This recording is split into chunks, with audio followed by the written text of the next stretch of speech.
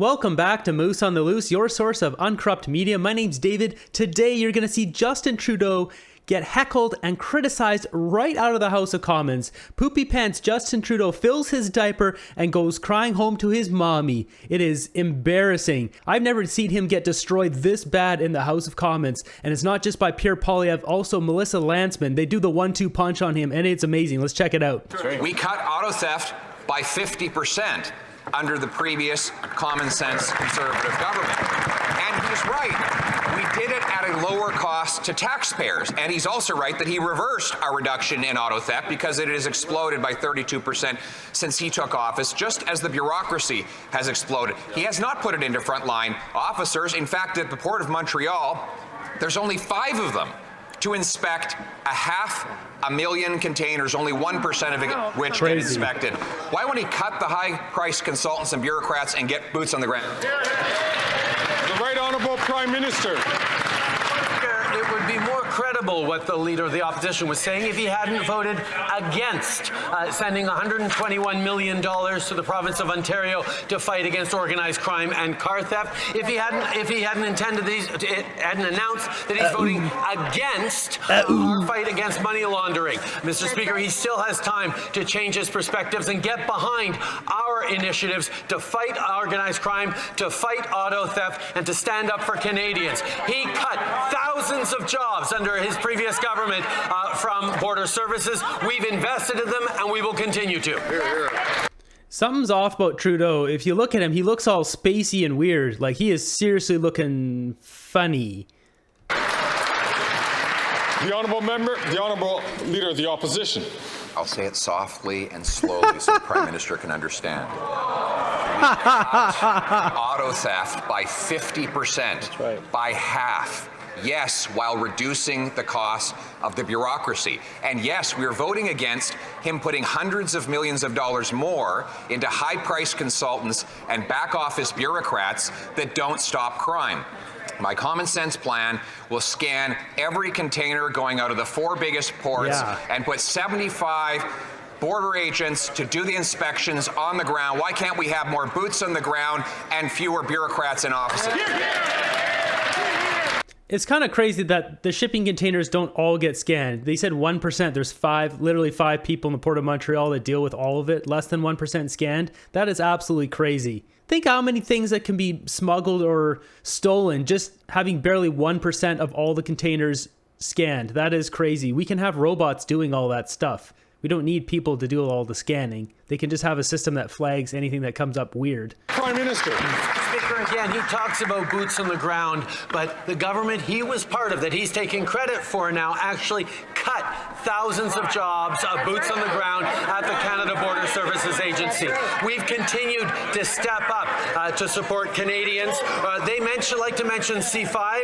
It's just a bill that kept mandatory minimum penalties for car thefts on the books. They mentioned C75, which is a bill that raised maximum penalties on car theft. We're going to continue to invest in fighting money laundering, and we hope, and organized crime, and we hope that the Conservatives change their mind and vote with us to crack down on organized crime. Trudeau is looking very off. He's something very kooky about him. And like I mentioned in the previous video, the money laundering thing is an absolute joke. There's billions that get money laundered from China through the casinos in Macau and then over into Vancouver, and the government did nothing about it. They just let that money flow in there. Again, I'm going to ask all members, please, to restrain themselves as they can listen to the questions and to the answers. The Honourable Leader of the Opposition. He's hiked the cost, he's hiked the crime, he's not worth the cost, and he's not worth the crime after 8 years. He's also not worth the hypocrisy. Mr. Speaker, the Prime Minister has been claiming for months that he had no involvement in or knowledge of the invitation of a former Nazi soldier to the visit of the Ukrainian president. Now we know that he personally invited that same individual. He actually said the opposite. And he said that the former speaker had to resign over doing the exact same thing. So will he hold himself to the very same standard and admit that he's not fit for office? Oh, laid it on thick. So if you're not aware, it's come out that Trudeau was the one that personally invited Yaroslav, what's the guy's name? Honka, I think? Yaroslav Honka. Yeah, and so his name's on it. Yet he forced Anthony Rota to resign and take credit for it. I have the papers right here. So we look at this document, RSVP official events, sent September 19th, invitation from the Prime Minister of Canada for September 22nd, 2023. Dear Yaroslav Hunka, the Right Honourable Justin Trudeau, Prime Minister of Canada, is pleased to invite you to the event, blah, blah, blah, blah, blah, blah, blah, blah, blah, blah, blah, blah. So, yeah, Trudeau doesn't like being called out on this. You're going to see what happens here. This is gets a little spicy. The Right Honourable Prime Minister. The attacks that the leader of the opposition is choosing to make against the Ukrainian-Canadian Congress demonstrates the extent to which this Conservative Party no longer stands with Ukraine. They have an opportunity in just a few minutes to stand and vote in favor of a free trade deal that Volodymyr Zelensky himself is asking this House to pass, and he is choosing to not stand with Ukraine, not stand with Ukrainians, and not stand with Ukrainian Canadians. Why are they abandoning Ukraine? Look at that face, man. Just full on drama class. Look at this guy. He just turns it on and off.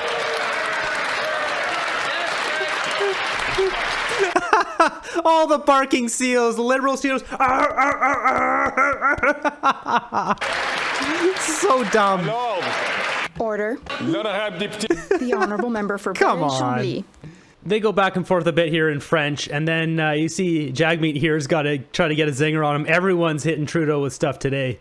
The Liberal government, the Prime Minister promised to tax the excess profits of corporate grocery stores if they fail to stabilize grocery prices. Well, they failed to stabilize prices, and the Liberals again broke their promise.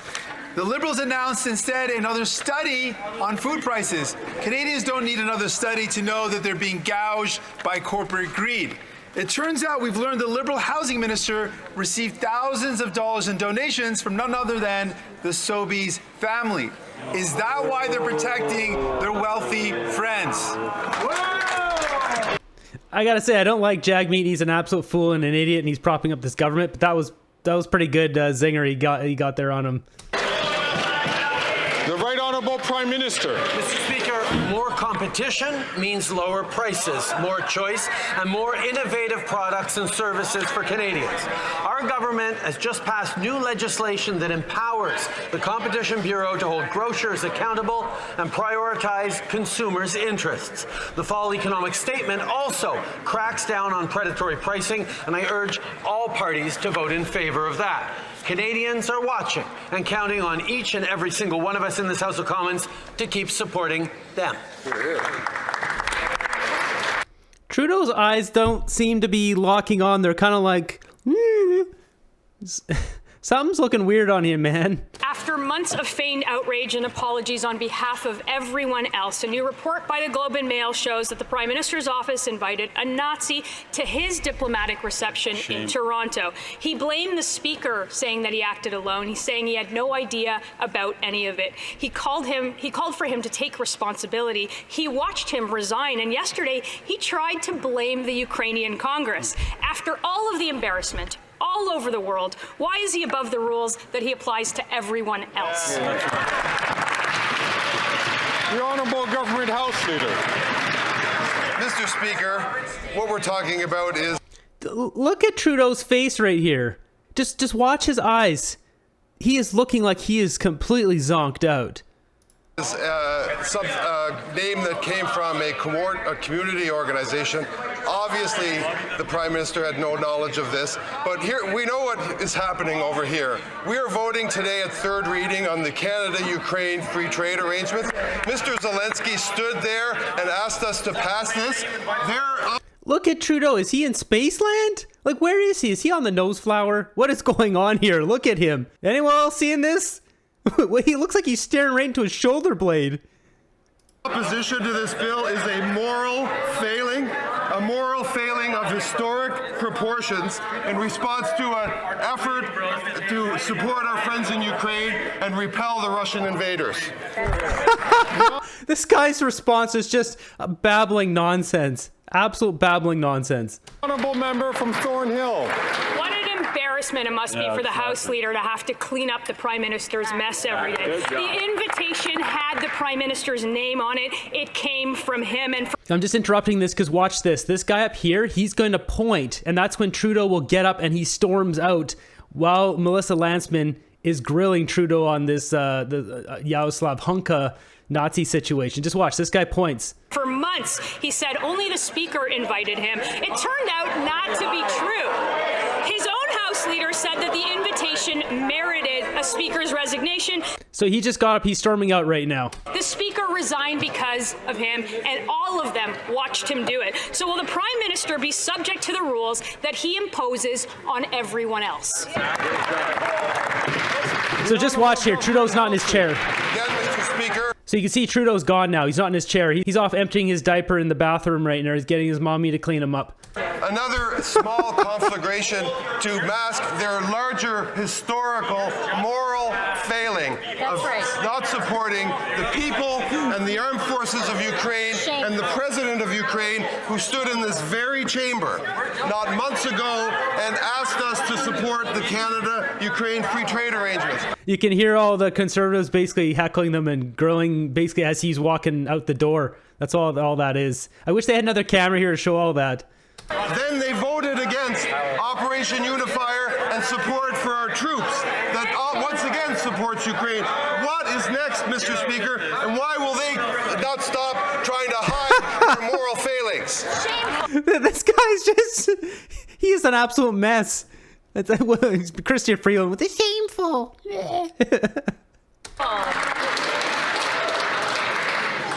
There are several experienced members of this House who do know that their time to speak will be recognized by the chair when they are supposed to speak. Otherwise, I ask you, please, to allow questions and to allow answers to be given so that the Speaker can hear it and so can anybody else who's participating here. The Honourable Member from Charleswood, St. James, Assiniboia, Headingley.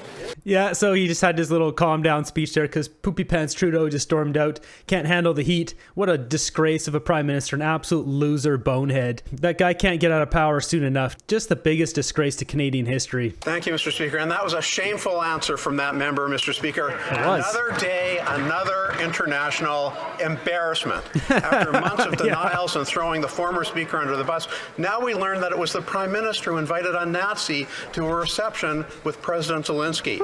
He forced the Speaker to resign, to take the fall, so he could avoid responsibility and cling to power. After 8 years of this Prime Minister, he is not worth the cost to Canada's reputation. Why did the Prime Minister invite a Nazi to a reception with the Ukrainian Prime Minister? The only thing he can cling on to now, what's in his diaper. It's so embarrassing. You have all that Yaroslav Hunka stuff, and then you've got a Prime Minister that storms out mid-debate. Like, what is that? The community event was held with the President of Ukraine, to which over 1,000 people were invited. In fact, some Conservatives were invited to that, Mr. Speaker. But we're not talking about any of that today because they care about this. They're pretending to care about this. This is fake outrage. Why? Because today we are voting on trade arrangements with one of our closest allies, the people in the country of Ukraine, who are repelling as we speak and dying against Russian invaders. This is a moral failing of historic proportions, Mr. Speaker. Christian Freeland, like, good answer, yeah. God, come on. This is so dumb. This is ridiculous. They basically go back and forth arguing in French for quite a bit of time. Trudeau doesn't come back to the House of Commons. I'm sure he went home to suck his thumb and cry in his bed by himself all alone. The rest of these guys just bicker back and forth, mostly in French for some reason. It's quite clear at this point nothing's going to happen to Trudeau. He seems to be immune to all the laws in place. He doesn't abide by any of the laws, even the laws he imposes on his own ministers and party members. Do you think we should have some laws in place that if there's a certain amount of scandals or some sort of level of public embarrassment for a nation that the Prime Minister can be voted out? Let me know down below. If you enjoyed the episode, be sure to hit the thumbs up and subscribe. Turn on the post notifications. Stay warm, stay fed. I'll see you guys on the next one.